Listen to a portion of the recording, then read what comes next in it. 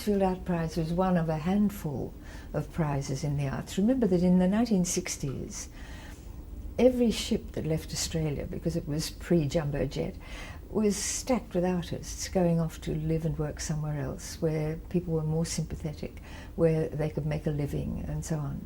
So for people here to be willing to buy contemporary work, tickets to contemporary concerts, paintings by contemporary painters and so on, was extremely important if they were going to stay in the country and work here.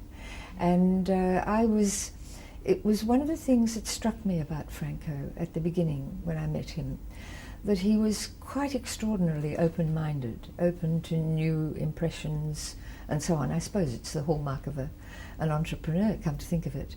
But he didn't carry any, it didn't seem to me, that he carried any intellectual baggage of prejudice or preconceptions or things like that. He simply looked at things or considered things or met people and talked to them and made up his own mind.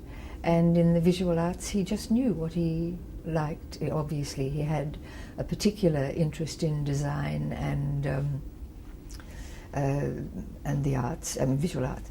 And so he was very responsive to the work of young artists. But then to put your money on the line in those days was something else. And very encouraging, I found it. I also, obviously one got swept up in his enthusiasms and his energy and the way in which he was prepared to go ahead and do things that other people were just thinking about.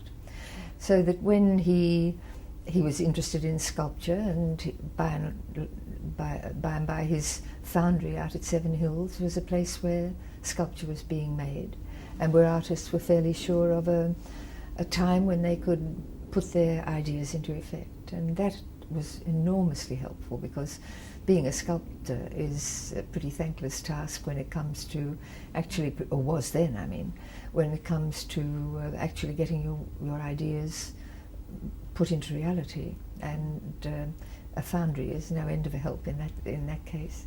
And he didn't stay locked into anything. When he felt that the Transfield Prize had its time, he was looking around for other things that would reflect his interest, and the Biennale, which grew out of all that, was an astounding thing to start in Australia, in my view.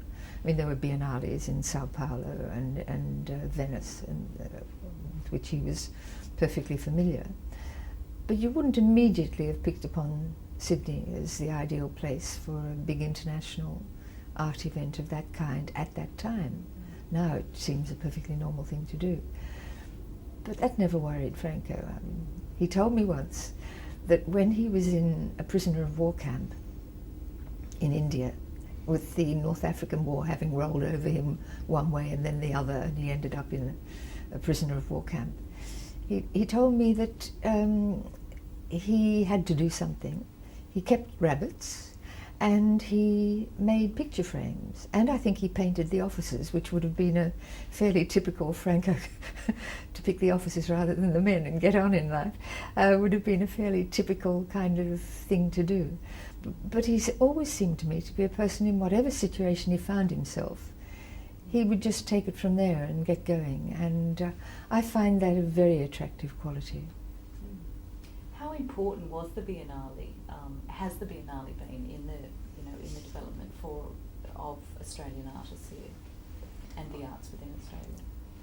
Well, what a Biennale does is offer a forum for the work of contemporary artists from all around the world, and so suddenly coming to Sydney, we had all kinds of painters and people who did installations inside and outside, and there'd be a mist blowing through the domain, and you wouldn't be quite sure whether a pipe had burst or whether, as it turned out, there was another artist in town creating something lovely in that beautiful space.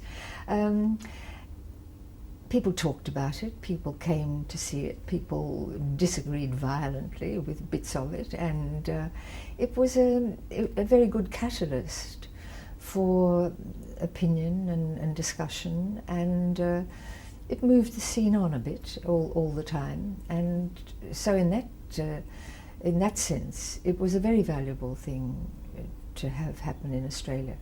But you need a vision to start things like that. I mean, most people, particularly, I remember when we were starting the Australia Council, people were very good at saying, why don't they do this or do that or whatever.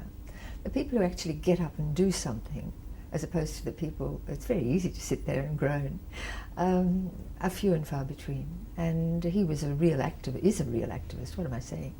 I think in that sense, the Biennale has been a very valuable part of the forward movement in the visual arts.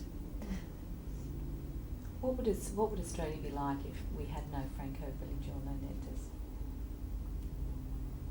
Well, I can't answer that. It would have, I'll tell you one thing, it wouldn't have as good olive oil. In Fiesole and in La Spezia, where he has olive trees, he makes his own olive oil and brings it out, and if you're lucky, you get a bottle from time to time. But seriously, if you try and think of the reverse situation, if you try and think of yourself as a young ex-soldier taking off and going to Italy and trying to make a go of it in the 1950s, 60s, whenever, 50s I suppose,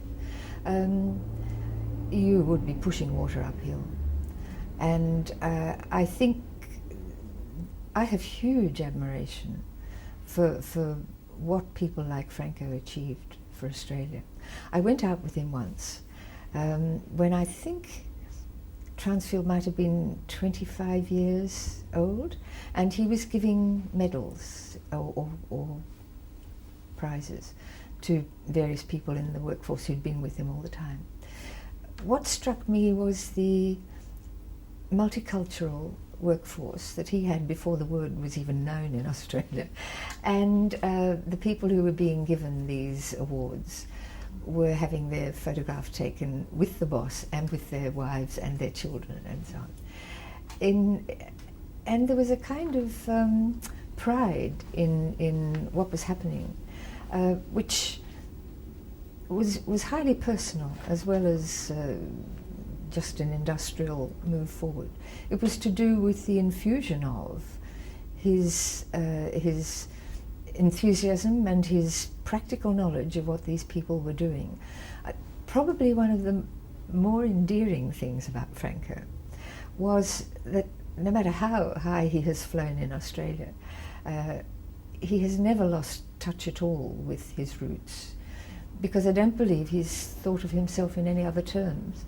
And I can remember once, you know those municipal throwouts you have every now and again? I remember throwing out a cracked picture frame. I mean, the glass was cracked. It was a nothing frame, just a little narrow black thing.